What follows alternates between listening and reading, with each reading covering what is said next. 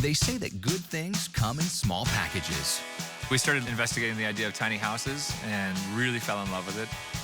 We got to thinking, like, imagine how much travel we could do if we weren't just working to live. For these homeowners, size does matter, and the smaller the better if you really want to live tiny. This whole thing was a social experiment on myself to see if I could change the way I think and wean me off of collecting things.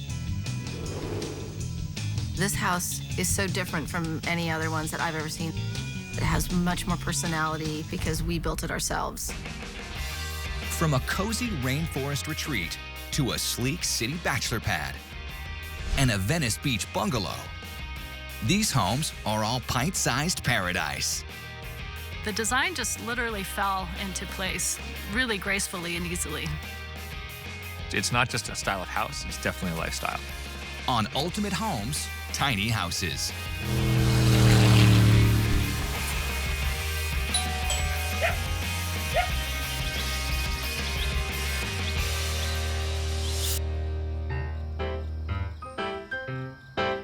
Building a tiny home might seem like an easy thing to do.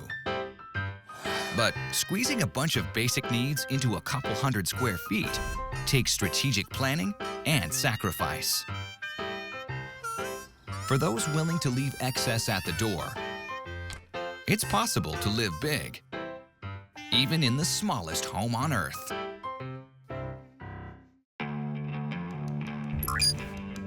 In Prospect, Oregon, construction consultant Andrew Morrison and his graphic artist wife, Gabriella, gave up living large to teach their kids Tara, 15, and Paiute, 18, about conservation. We were living the American dream. We had a beautiful house, the whole 9 yards. And then we started realizing how much it was costing us in both time and money to live there. And we both just realized at the same time that there must be something better and different. We started investigating the idea of tiny houses and really fell in love with it. But their daughter was less than thrilled. My first thought was, oh no, this is going to go poorly.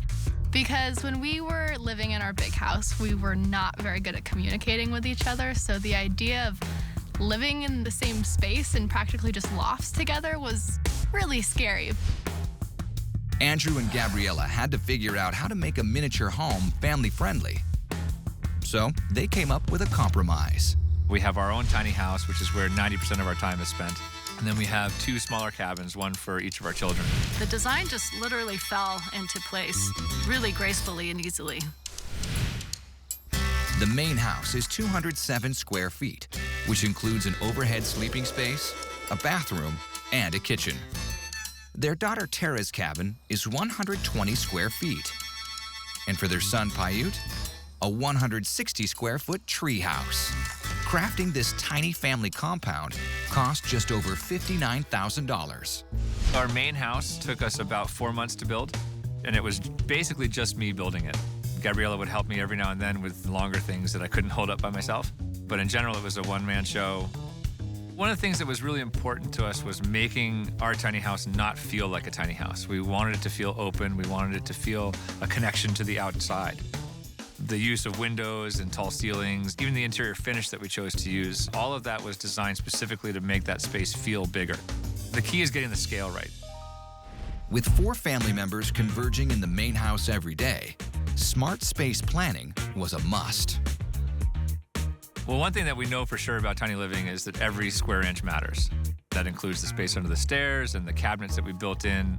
Our couch is actually made out of cabinets. What's funny is now that we have it all in place, we still have 2 or 3 cabinets that there's nothing in. And that comes from the process that goes with living in a tiny house is the idea of downsizing and learning a new way of living.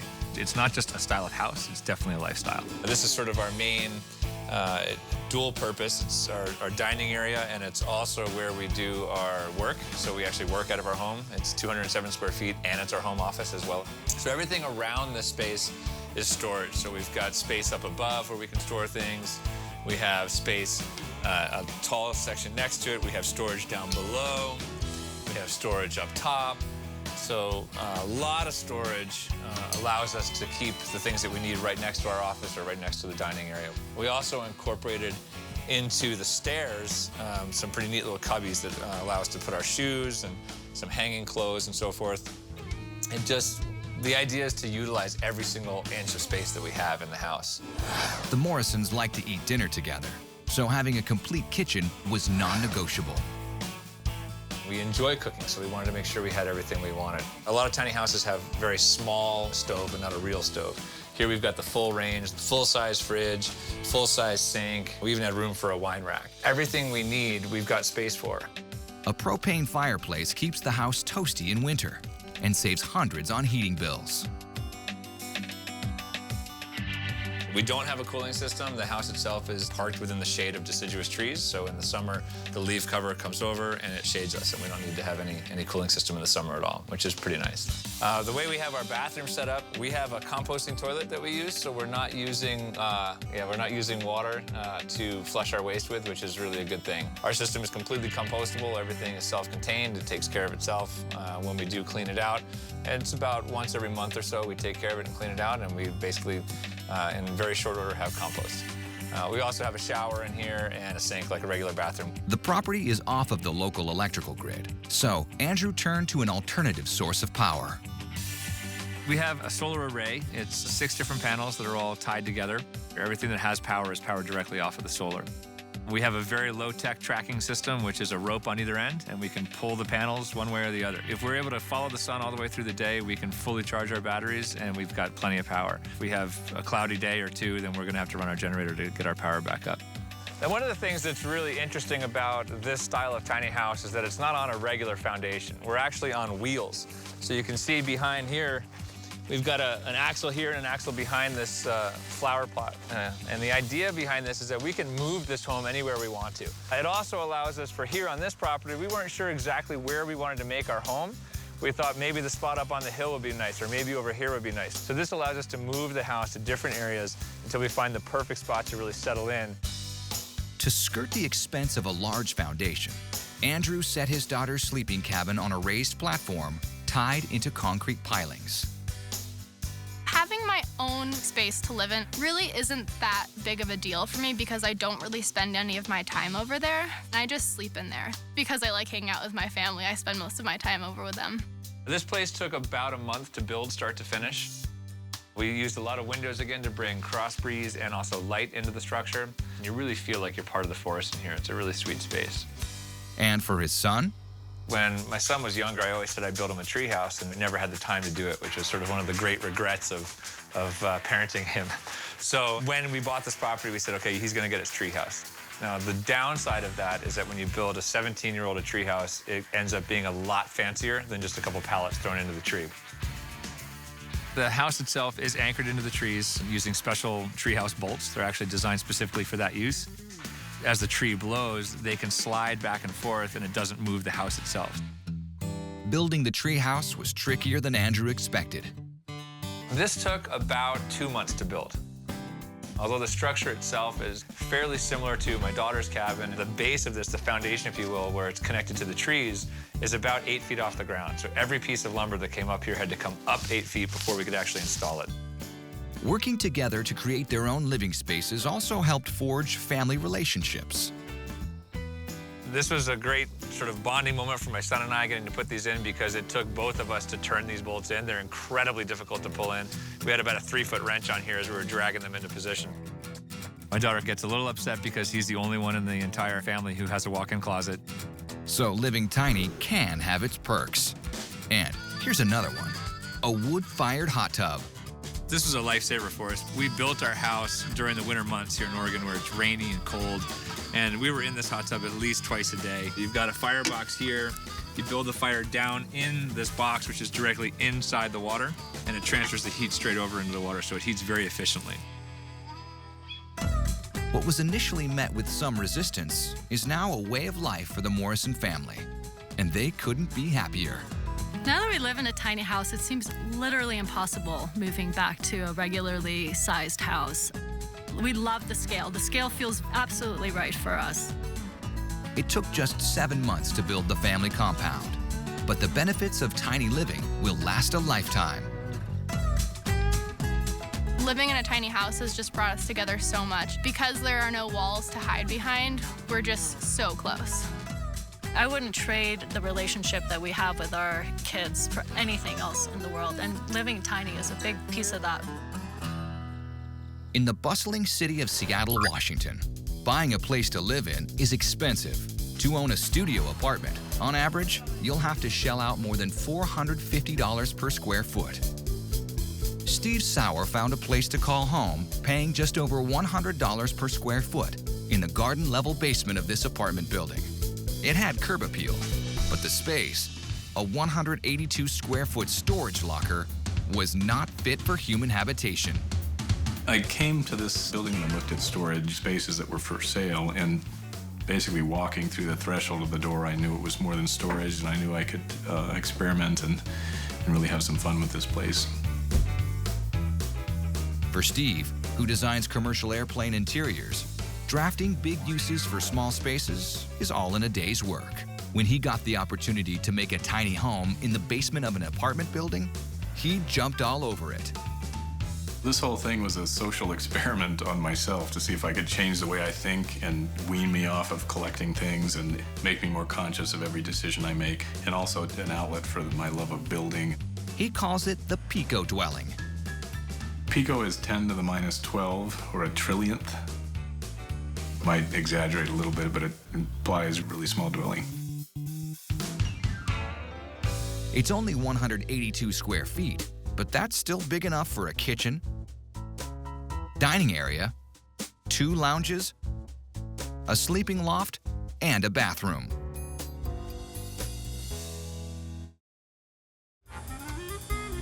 In the heart of Seattle, airplane interior engineer Steve Sauer turned a dank basement storage space into a dapper tiny home.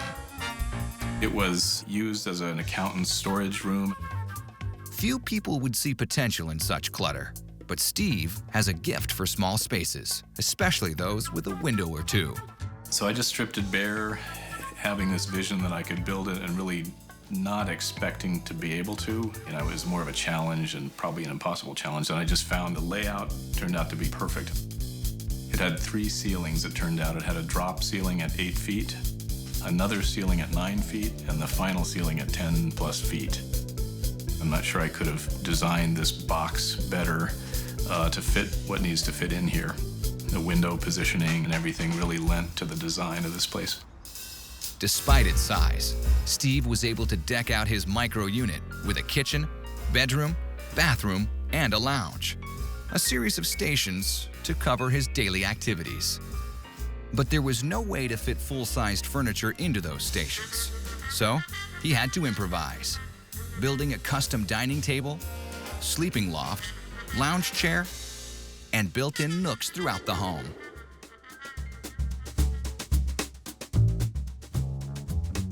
I tried to build everything in here that I could, and the exceptions are laying the floor and the steel frames. I wanted to build in as much furniture I could. I built all of the storage and cabinets and everything from solid wood products for longevity and strength. At least some plumbing was already in place for Steve to tap into. In the case of the bathroom, there was actually a kitchenette framed in to this room, and so it actually was plumbed with water. So the bathroom was placed because that's where drain and water were. When I dug below, I found that there was magically exactly the 3 or 4 inch drain that I needed to connect to, and that was one of the major things to enable this project to happen. In a space barely bigger than an airplane bathroom, everything had to fit together perfectly. It starts with a shower back here, pretty typical size really. It's got the shower wand. This is what I've called my world's most expensive soap holder. So it's a laser cut 1/4 inch stainless steel panel, and then some utensil buckets from the kitchen store and a handle from a commercial door. Steve built these stainless steel shower rods on a lathe given to him by his father. Most lower-level storage spaces have one thing in common. They're dark. Steve's lucky to have a window, but he still had to use every other light source available to create a bright environment. The ceiling is a tempered glass tabletop, and then above the ceiling, the slats that you see are actually bed slats for the second bed. And then here, The wall is a translucent plastic material so I can get ambient light through from either the kitchen lights or from the window. There's no actual bathroom light other than the light that comes through either the glass or the wall here. Along the way, I thought that this place needed one just over the top or under the bottom luxury feature. And I found this square Japanese-style soaking tub. It ended up being one of the most difficult parts of the build. Over 40 bags of concrete were used to pour the tub's foundation. Digging the hole and building a form and then pouring all the concrete in there. I had to make a block and tackle. It works like this. And I can get the water up to here and I can kind of sink in and get it pretty close to my neck. And 2 people can fit in as well. Coming back from a run or something, it's really good to get in that tub and cook myself for a while. Then he cooks in the kitchen. Steve is a huge fan of dinner parties, so he made sure there was enough room for guests. The dining area, I suppose, is sort of the heart of this place, and certainly the social heart of this place. And it's set up to sit 4 generally, and then this chain is to allow this extension to hinge up, and then I can seat 6. And there's no legs, so there's nothing to trip over under there, and it's all cantilevered off of this piece of furniture here when the chain is there. Just a head turn away is the video lounge. That's probably one of the more single-purpose stations kind of in this place, but it's a very good one and it's really comfortable. This is two-seat bench. It's about 4 feet to the top here, and I built this is the one place where I sort of doubled the footprint of the space to get 2 different features that I didn't have room for. So I've got the video lounge here, and then above it is the cafe deck. To make the most of life in his tiny home, Steve got rid of everything that he absolutely didn't need and built a closet to store all that he couldn't live without. I was pretty much just trying to get the longest amount of clothing storage I could, and I knew I was giving up on long coats and some of the things that just wouldn't fit in here. This deck here and the shelf here is kind of for shoes and clothing, but I've been using it a lot as a stand-up working desk as well. I'm not positive I made a conscious design decision when I built the decks, but I found pretty quickly that they were a great place to stand, especially with a laptop. It's exactly the right height for me. That might have been an unconscious design feature of this place. And then this is more storage. This was kind of designed for electronic stereo. This piece is the only purchased piece of furniture in it just because it happened to exactly fit. I couldn't bear not to just buy this thing and plug it in. But one that was built with full intent is just a couple of footstools away. The cafe deck is probably my favorite feature in this place, and it's probably the thing I use the most. A lot of times I come back from exercising and I'm hot, and so I'll crack the window and sit there. And so the cafe deck is designed to converse with 2 people. It's got the fancy lounge chair and then the bench that's also the steps up to the bed. This deck is about the same level as the sidewalk outside, so you can actually step out the window onto the sidewalk. And I've let people in and out many times. I order Chinese food through this window. At first, Steve was worried about a lack of privacy, but quickly realized the tables were turned. I was concerned about being kind of on display and when people walk by being sort of surprised, but I found it's actually the opposite. I surprise the people walking by and they quickly whip their head away so as not to be looking in my house, and it's really almost comical. What started as a social experiment turned out to be more rewarding than Steve ever imagined. I'm definitely proud of this thing and I've had an incredibly good time doing it. I think this is actually a win because it really makes me more conscious of everything that I touch and do and wear and eat, and that's kind of what I wanted to do.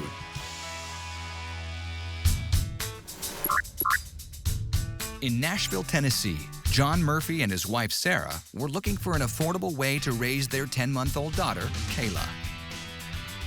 We're like, why not move somewhere where we can actually buy outright, not have a mortgage? We got to thinking, like, imagine how much travel we could do or how much of a better education we could buy for our daughter if we weren't just working to live. The answer came in a very small frame. Tiny house for me was kind of a decision to separate out the want from the need. At only 204 square feet, this cozy mini abode packs in a full kitchen, living area, bathroom, and 2 lofts, all for only $45,000. But the market wasn't exactly saturated with tiny homes. So John and Sarah built their own, strict zoning laws forced them to think outside the box. Our tiny house is built on a trailer. It's about 24 feet long. Just shy of 20,000 pounds, a trailer's maximum weight limit. This little house is actually considered a legal vehicle. When your house has got wheels, there's no end to where you can go. But before the first road trip, they had to figure out a smart way to utilize the space.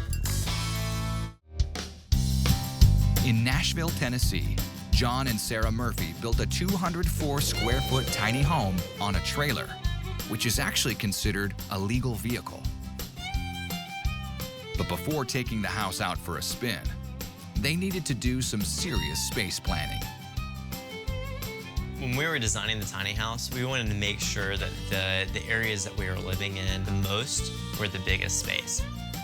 It was the kitchen and the living space. We pretty much just used the bedrooms to sleep in. John is a professionally trained chef, so he wanted a fully functional kitchen. But for every inch it took, space was lost in other areas. The kitchen was designed as efficient and ergonomic as possible. The L shape increases our ability to prepare food in a smaller area. Countertops in the kitchen are made from reclaimed wood.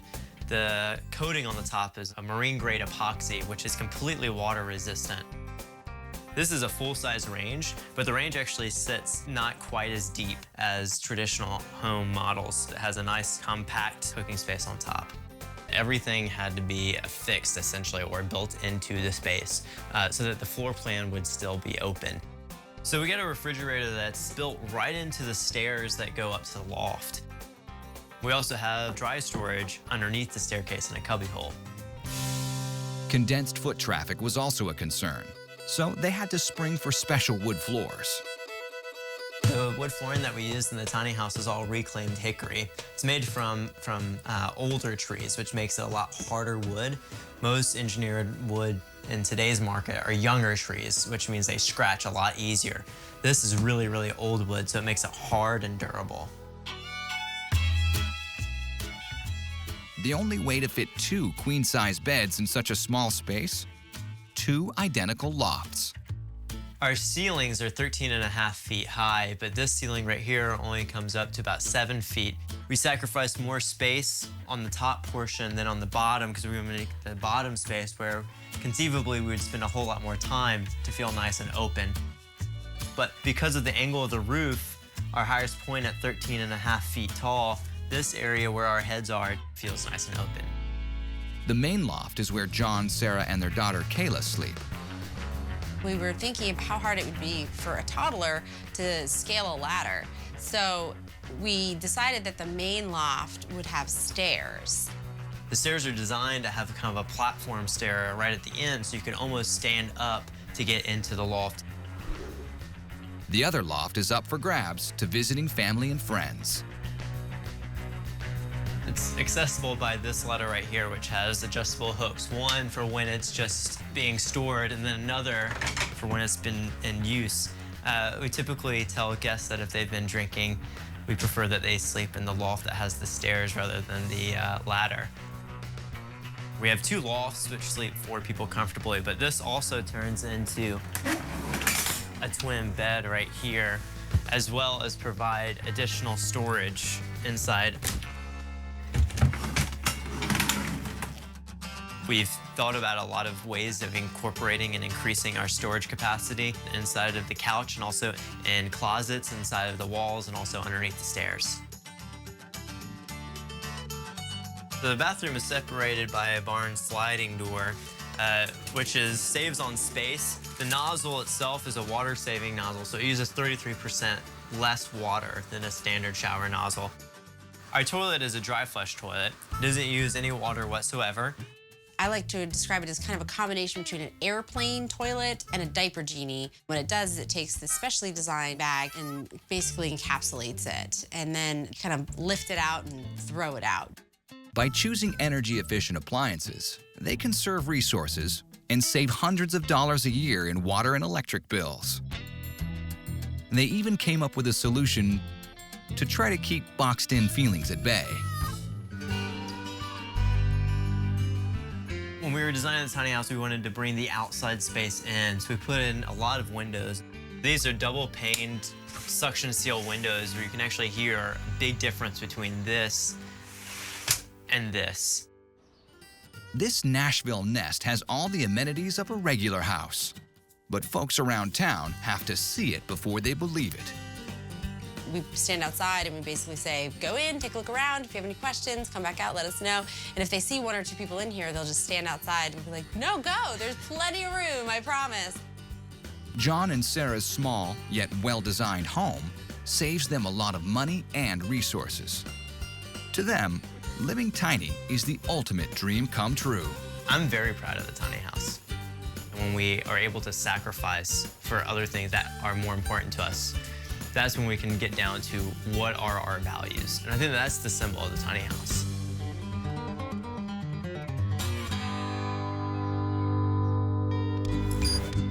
Hawaii is home to some of the most lush tropical rainforests in the world. Many people come to visit, few come to stay, and hardly anyone comes to build a house with their own 2 hands. But entrepreneur Christy Wolf did just that. I think building a house is like one of the most empowering things a human can do for themselves. She left her Idaho life behind to forge her tiny dream house in the trees of Fern Forest, just 23 miles from the city of Hilo. I had never been to Hawaii before, so choosing my location was kind of a crapshoot, but I am just a few miles away from Volcano National Park, and I'm right on the elevation line where the temperature is perfect. Me and my mom built this whole thing by ourselves, off-grid, no electricity. It took 3 rain-soaked months, but they created an elevated 225 square foot, 1-bedroom, 1-bath home with a dry sink kitchenette. This place cost me about $11,000 in lumber to build. Living in a tiny home is great. The best thing about it is all the money that you save. I don't miss living in a regular home at all. This wasn't the first tiny house that Christy built. She'd done it before in Idaho. But the rainforest floor is nothing like the solid ground of the Spud State. In the small town of Fern Forest, on the Big Island of Hawaii, is a tropical paradise that inspired Christy Wolf to abandon her busy life in Idaho and pursue her childhood dream of building a tiny home in the trees. It's so tall because I really wanted a tree house. That's what I set out to build here. I wanted it 20 feet in the air. I got it to be 14 plus feet. I really wanted it to be in the trees. Me and my mom were the only builders on this place, and it was off-grid, so that presented a lot of challenges because we didn't have electricity for our tools. You know, you can't run a chop saw, and so you have to have everything sawn off-site, come back. So it's definitely the measure twice, cut once philosophy. After I had chainsawed out a little clearing, I had a bulldozer or a little bobcat come through and take it all away. And when I came back the next day, it was a huge mud mess that made your shoes like suck off your feet.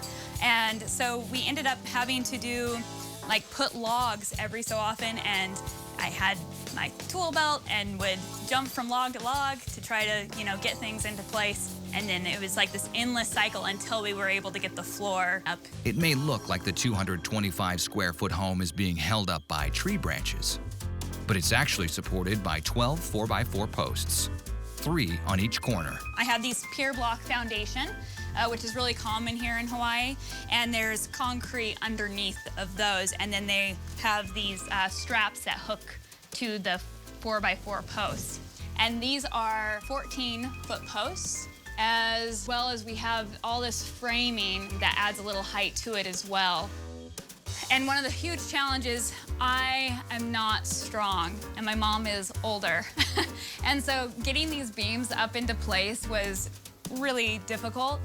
So what we did was we got 2 winches, and she would be on one side, I'd be on the other, and we just crank. And it took forever to get each piece up into place. And then we would climb up on our ladders, and then with all of our strength, kind of lift it into the bracket. And you can see this middle one, this main one here, is made up of 2 2x12s. And you could buy a beam that big, but because we wouldn't have been able to lift it, we did 2 and drilled them together once they were in place. With no real plans for the space, Christy came up with a few options and left it to her friends to decide. Originally, I wasn't planning on having anything. I wanted just 4 stilts and have them like big telephone poles, but I couldn't find that here, and I didn't have a way to get it back onto the property since it's about 100 feet back from the road. And I asked on Facebook, I gave a couple different options on whether to do a hot tub or a hanging bed or a fire pit. The hanging bed won like hands down. So I ended up making that out of an old trampoline. I will show you upstairs. It's not the easiest path to the top. More than a dozen steps up a wooden ladder and a trapdoor to boot. Okay, so now we're on top, and every treehouse has to have a trap door, right? It's pretty heavy, but it does the trick, and I have this lock right here, so when you're on top, that kind of, keeps the pirates at bay. The whole thing has a wraparound lanai. It's about 4 foot wide. And on top of the house, a rust-proof roof, quieting the pitter-patter of all that rain on Hawaii's wettest island. It is a corrugated, made out of like cardboard and recycled materials. The benefits to that versus a metal roof is that the sound pollution after so many days of it pelting on a metal roof can be kind of jarring. And then also it rusts really easily. So even though a lot of people do use metal roofs, I went with a different material, and it's worked out really great. Because Christy's home is completely secluded, a traditional water supply from town wasn't an option. So she went with the next best system she could think of, her backyard. The water system is all done by water catchment. There's gutters on either side and 2 downspouts that lead into 2 tanks that supply all the water for the house. A portable generator supplies enough power to keep the appliances and lights on. A cool thing about building here is it remains the same temperature year-round. That means no insulation, no heater, no AC. The largest space in the home doubles as a bedroom and living area. So now we're inside the bedroom, and this is the main space. Even though it's a tiny home, you'll feel like it's really open, and that's because the ceilings are so tall in here. And everything was designed with that in mind. The bed I built, it's a lot taller than a normal bed. I did do these 2 sliding glass doors to have airflow.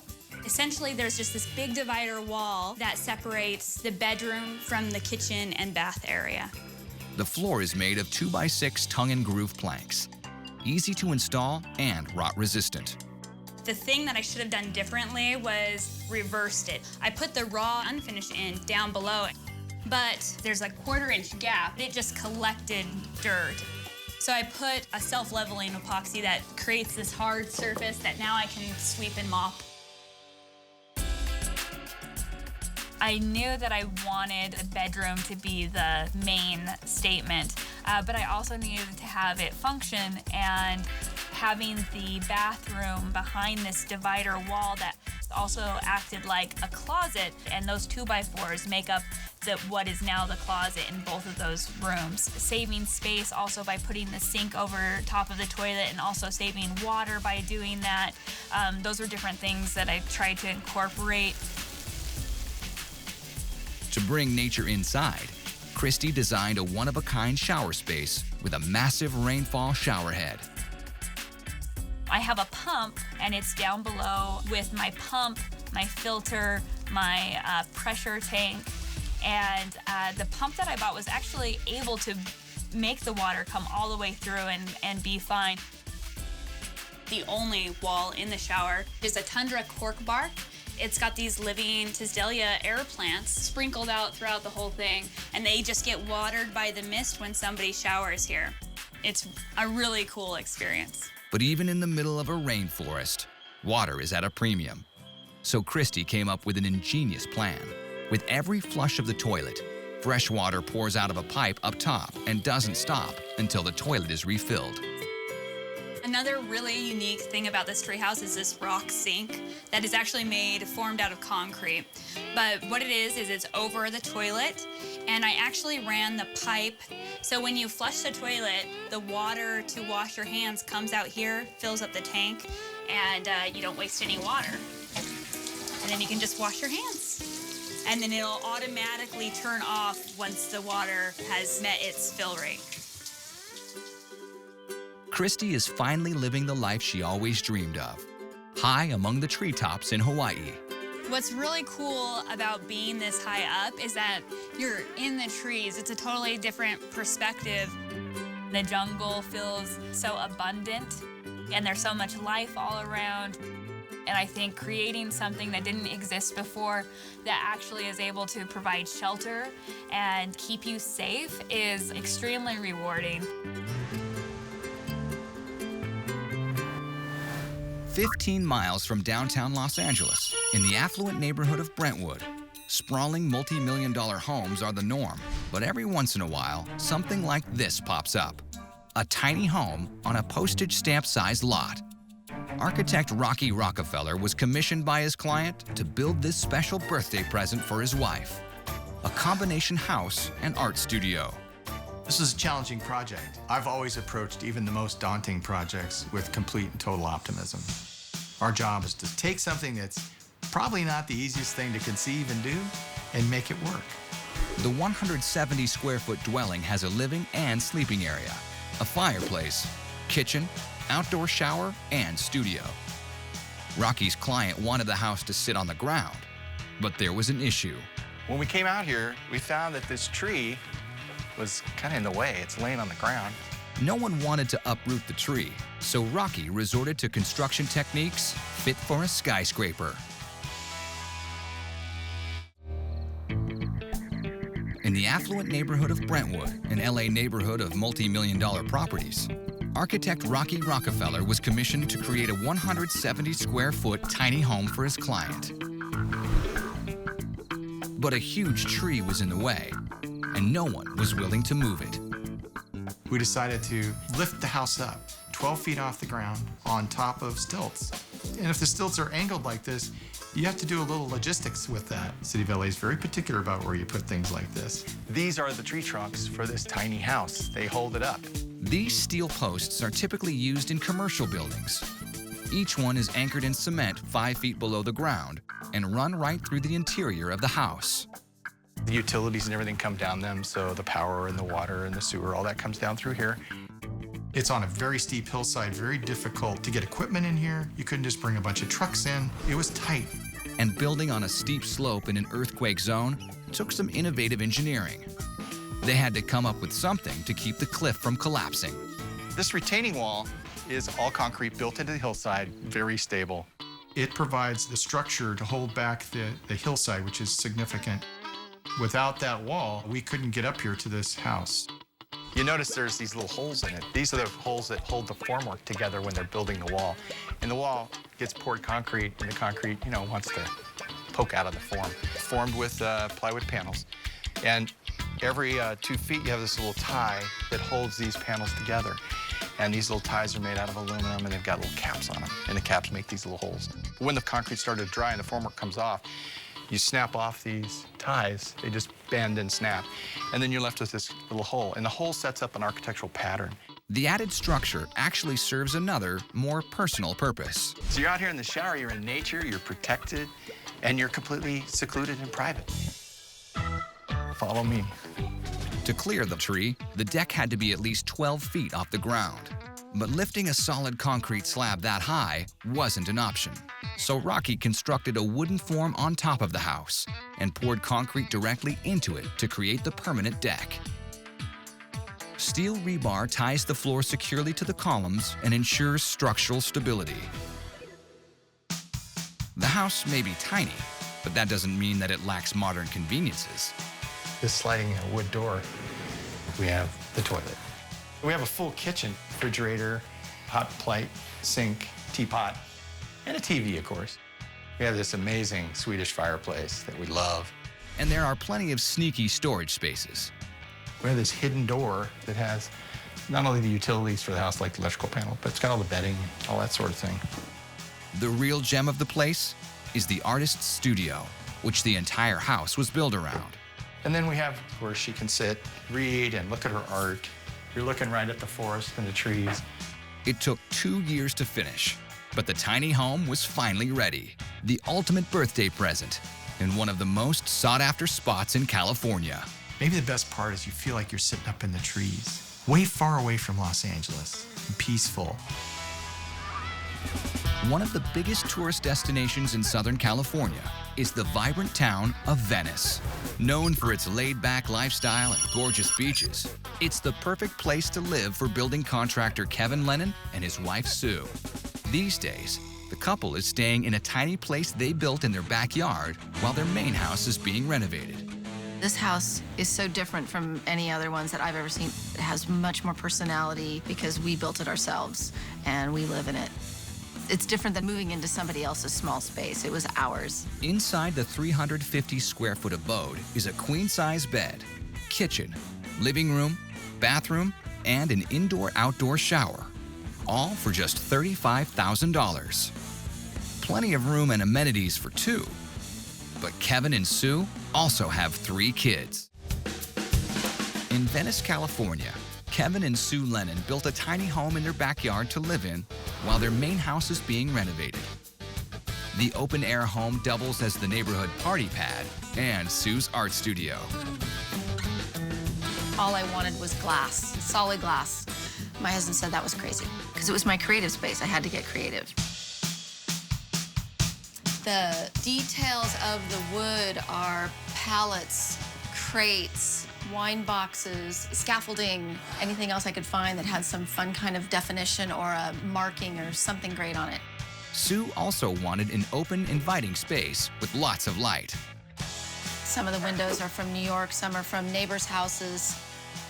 I love it, and you can walk in and you just feel welcome. And so with all the doors and windows open, you're still outside, but yet you've got little spaces for every little thing that you need. Tiny homes usually have a shorter shelf life than regular homes, since most of them require less structural support. But this one's different. My husband wanted to build it so that it would last. Its post and beam frame can actually hold twice its current weight. The tiny home is very structurally sound. All the beams, everything is oversized because I wanted that look inside. So it's actually kind of overbuilt in that respect. Everything that we did was post and beam so we could put up anything we wanted. This concrete wall helps anchor a piece of furniture that used to be behind bars. This piece right here is actually from an LA prison that closed down, and it was so heavy that we had to bolt all the way through. So on the other side of the cinder block walls, you can see the bolts that's holding it up. And I know it sounds kind of creepy and morbid, but it's actually kind of fun. To make the most of a tiny home, the main areas should be multi-purpose, like this indoor-outdoor cocktail lounge. The countertop that we did was so that I could have parties. We could have margaritas and we could sit and have conversation with bar stools on either side.